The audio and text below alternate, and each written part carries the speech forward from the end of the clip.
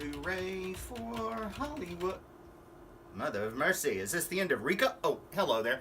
I am Stan the Movie Man, and this is my review of Office Christmas Party, starring Jason Bateman, Jennifer Aniston, Olivia Munn, T.J. Miller, Courtney B. Vance, and more. It is the story of an office full of tech people, and that office is run by Clay, played by T.J. Miller. Clay is a bit of a screw-up. He'd much rather have fun than, buckle down and really work, which really annoys his sister Carol, Jennifer Aniston, who is the interim CEO of the company after the death of Carol and Clay's father. Now, the one bit of sort of self-control within the office is Josh, played by Jason Bateman, as well as Tracy, played by Olivia Munn. They are sort of the tech security development people, and they, Tracy is working on a new kind of internet access that Josh thinks may not quite be ready yet.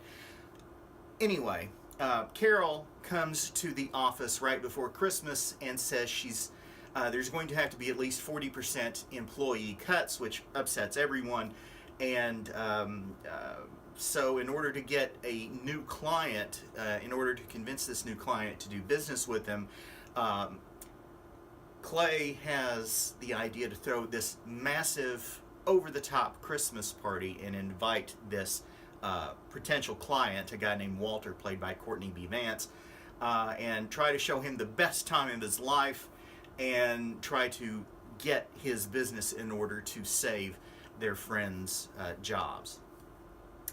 Office Christmas Party is a stupid movie. It is incredibly dumb. It resides nowhere in reality.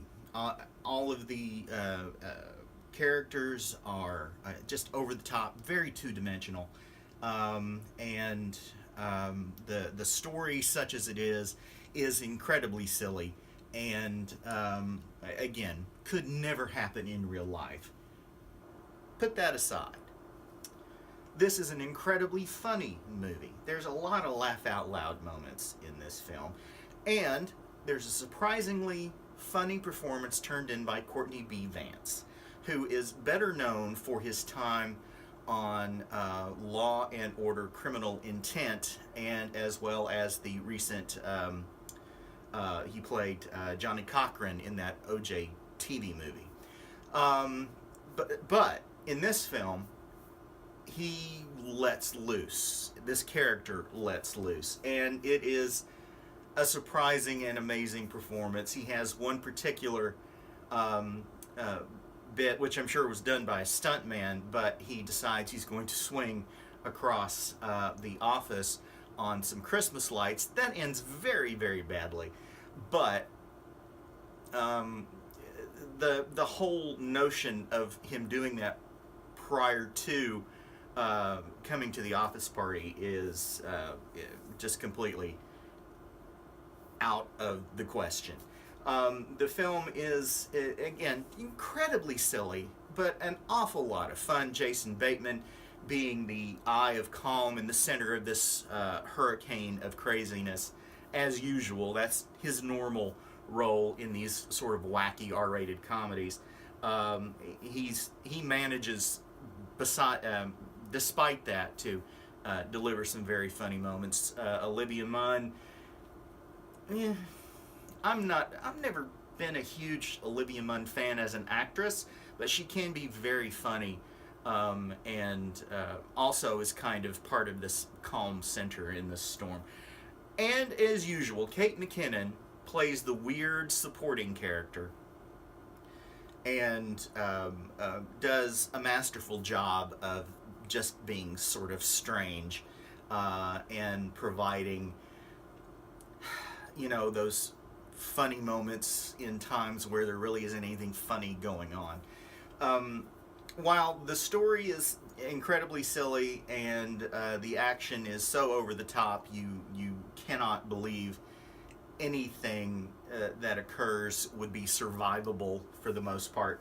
The movie is incredibly funny, and they all do a terrific job in keeping the laughs going.